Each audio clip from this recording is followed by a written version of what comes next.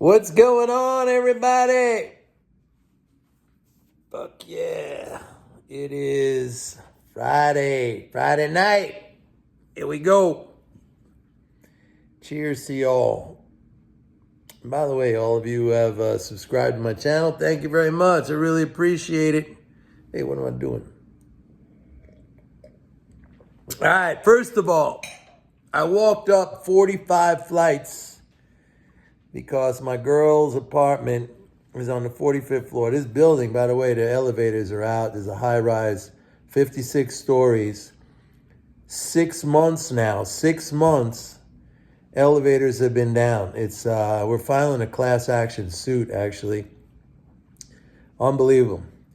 I've always said the two greatest modern inventions, you're probably going to think like computers or airplanes or something. No, I've always said elevators and air conditioning. Because elevators, you could never have a city like Manhattan or New York City, Manhattan, where you build vertical. And air conditioners, the whole entire south of the United States would be unproductive. You need to have air conditioners. Elevators and air conditioners, they don't seem high tech, but believe me, when you got to walk up 45 flights and I was carrying some big heavy bags in a backpack, I felt like I was back in the Grand Canyon again doing that hike. It was rough, man. It was rough. All right, let's talk a little bit about the market. I'm going to get into the Ukraine stuff, but actually for the week, with all this Ukraine hysteria going on, and we know it was not just every day, it was like fucking every hour, basically. Markets were down, market averages were down less than 2%.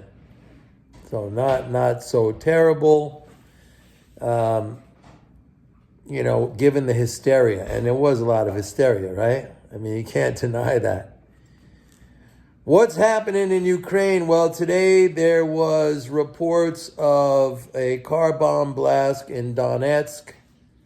And there was reports of shelling by Ukrainian forces into the Donbass region and into Donetsk.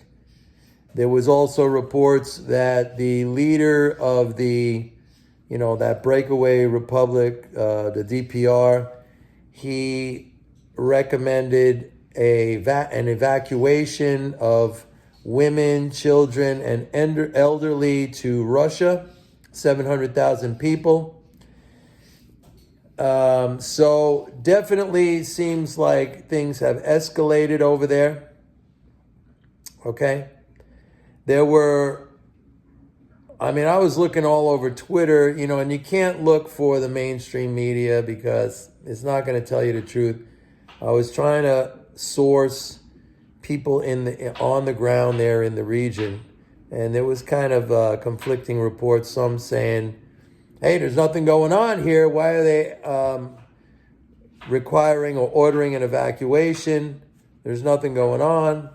There was another thing I saw. Somebody posted that Russian armored tanks were being moved closer to the border of Ukraine. There was even one Twitter tweet that I saw saying there was a Russian unit crossing over into the Ukraine, but I did not see any confirmation of that. This thing is going to continue. Unfortunately, it is creating a lot of headline risk. And by that, I mean, it's just like people are getting pounded with the fear factor, and I don't blame them for being scared, but that's not how you make money, by selling out. Speaking of selling out, today, just technically, if you follow this stuff, there was the death cross. Have you heard about that? The death cross in the NASDAQ. That's, I think, when the 50-day average crosses below the 200-day average, and they're, oh my God, the death cross. Oh. Well, guess what, folks? I mean, I think if you go back and if you run a, kind of a statistical breakdown of that death cross, how it would have panned out, I mean, basically, you would have been ruined. The last time we had a death cross was in May 2020. Okay? And if you sold in May 2020 on that death cross, I mean, bye. So, actually, the death cross has been a very good contrarian indicator. And that goes now with, like I told you about, really, really low levels of bullish sentiment, high levels of bearish sentiment. And the backdrop of all this, again, I have to repeat this, the backdrop of all this is pretty good fiscal. We got 180 billion deficit for the month of February. Okay. So, I mean, the fiscal's all right. We're running at about 27.6 billion. It's a 10-day average of fiscal flows. That's like a 535 billion month. That's not bad, but I think it's going to end up being higher than that, closer to 600 billion. That's not bad. That's not bad. It's actually good. You got to go back into the fourth quarter of last year to see fiscal flows like that. More on the Ukraine situation. Frankly, I don't think Russia's demands are unreasonable. I find the level of Russophobia to be just bizarre. I find it to be bizarre. I don't understand the root of this. Is it just, propaganda and indoctrination? I don't understand it, frankly. I don't understand it. And I see it from very, very, educated and smart people. I find it to be very bizarre. And it is so entrenched in our government and certainly in the deep state and certainly, I think, in the Democratic Party and with Biden. I don't know, maybe it goes back to 2016 with the whole thing about the election being stolen. I tell you this, or Hillary losing and the Russia connection, right? I tell you this, if Trump were the president, here's what I think would happen. He would say, one, we're not going to let Ukraine be a member of NATO, and two, Russia would take their tanks and go home and the whole thing would be over. I frankly think that's how it would pan out.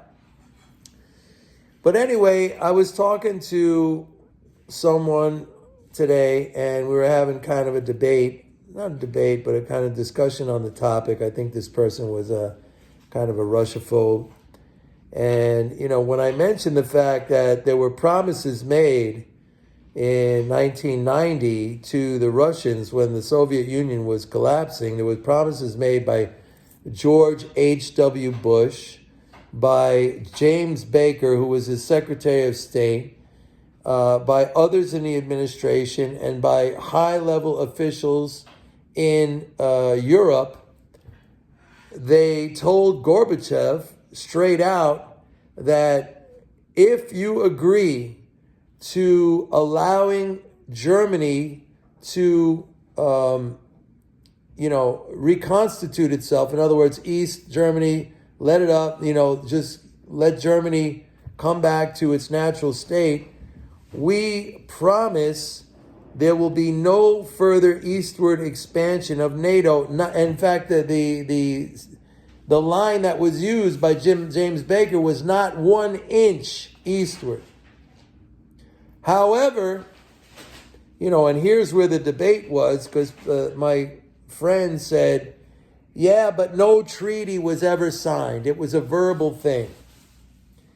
And she went on to say, in legal terms, in foreign policy, in any legal kind of agreement, or when we're talking about foreign policy, it's treaties. In a legal agreement, it would be like a contract, right? Nothing was ever signed. It was a promise, but there was no treaty. To which I feel, because NATO did end up expanding to the east, and it did end up taking in former Soviet states, my personal feeling is that was dishonest. it was the breaking of a promise. Now, that might just be me. I mean, I believe in, like, if I say something, I stand by it, right? Like the handshake. But look, I'm not on that level. I'm not in, international foreign policy. By the way, the one who broke it was Bill Clinton. And, in meetings with Yeltsin, he pissed Yeltsin off so bad because then he said, well, look, we're going to do it slowly, okay? I know we said that. I know George H.W. Bush said that. And I know James Baker said that. But, yeah, we are going to go ahead with the NATO expansion. But we're going to do it slowly. And Yeltsin got so pissed off, as a matter of fact, and there are, this is documented, like, he gave Clinton, really, he read him the Riots Act, and Clinton actually came back from one meeting overseas, and he said to, his closest advisors, like, that guy just went ballistic, but he had every right.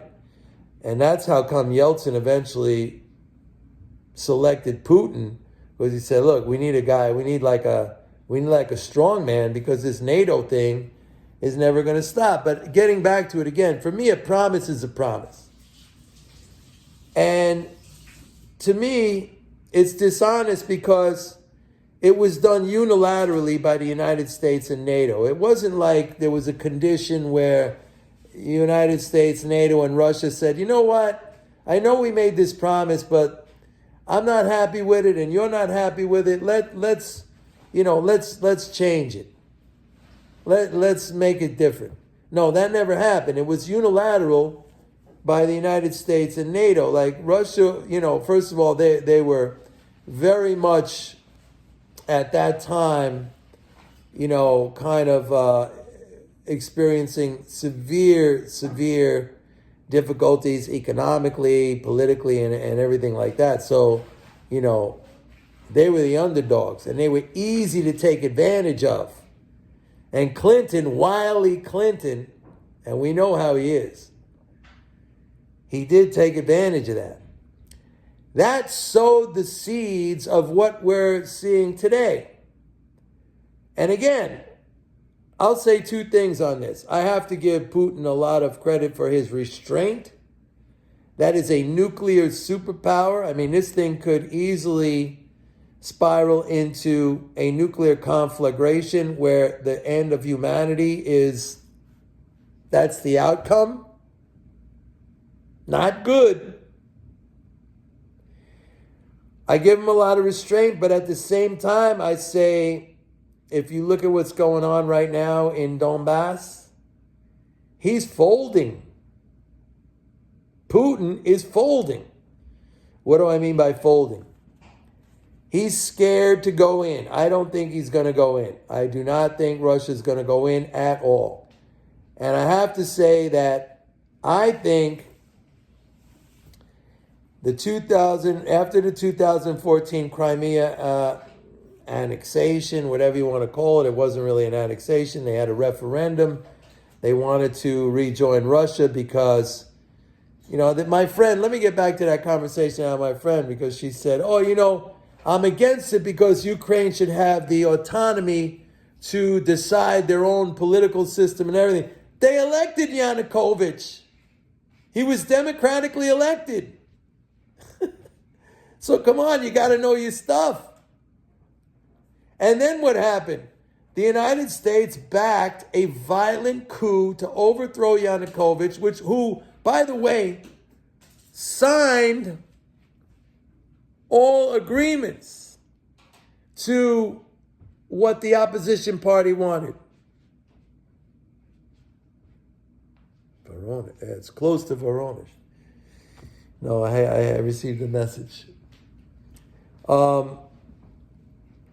They elected a guy. Now, he might not have been the greatest guy in the world, but we elected Trump. So, every country has the right to elect, like, an idiot or a loser or whatever. We all have the right to fuck up. But they did. They elected their government. How can you say Russia was influencing that? They elected it, and then the United States said, we don't like that. We're going to back a coup, and that was it. I forgot where I was going with this train of thought. Anyway, yeah, so that's what's going on. So I don't find, cheers. Again,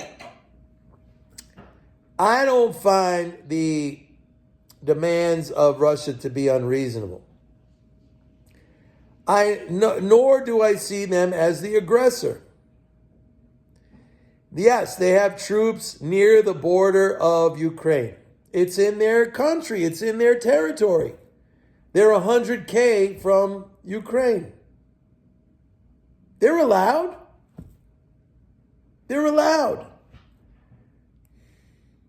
There's 8.4 million ethnic Russians living in eastern Ukraine. You might say, well, that's their problem. Why don't they go back to Russia? Okay, that's a fair argument. I'm not going to take issue with that. That's a fair argument. But so far, nothing has happened.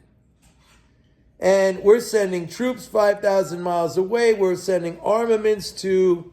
By the way, let me just mention that Zelensky, he ran for president on a platform of normalizing relations with Russia. Did you know that? Yeah. And everybody was for it, and they elected him. But the West turned him around. You got to know what's going on. Anyway, I'm rambling here. I just think it's a shame for investors right now that, they're pumping up this war hysteria. I do not think Putin's going to do anything. I think he has folded, basically. You saw it today. He said a couple of things. We're going to do a military technical response. I'm not sure what that means, but it probably means he's going to provide arms to former Soviet states, and I'm not sure what the technical response is. Secondly, he said the two sides ought to talk to each other. Come on, there's not going to be any talking at this time. That, to me, was an admission or a show of weakness. He's not going to go in. He's not going to go in. If he goes in, if they go in, I'll be the first one to say I'm wrong. But I don't see him going in. Anyway, I guess I ought to end here, folks.